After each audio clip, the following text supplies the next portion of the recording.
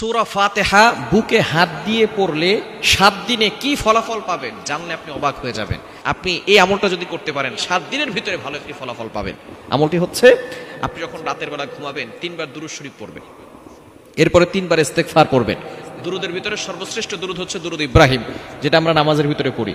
আল্লাহুম্মা সাল্লি আলা মুহাম্মাদ ওয়া আলা আলি মুহাম্মাদ কামা সাল্লাইতা আলা ইব্রাহিম ওয়া আলা আলি ইব্রাহিম ইন্নাকা হামিদুম মাজিদ।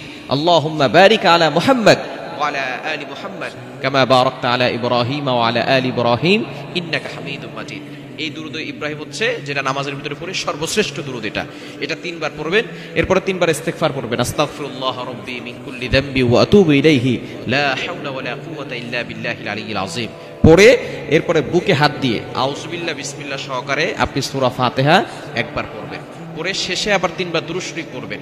এরপর আপনি আল্লাহর কাছে দোয়া করবেন। এভাবে যদি টানা 7 দিন আমল করতে পারেন, আল্লাহ পাক রব্বুল আলামিন আপনার মনের সকল আশাগুলো পূরণ করবেন। আপনি এভাবে আমল করে আল্লাহর কাছে দোয়া করবেন।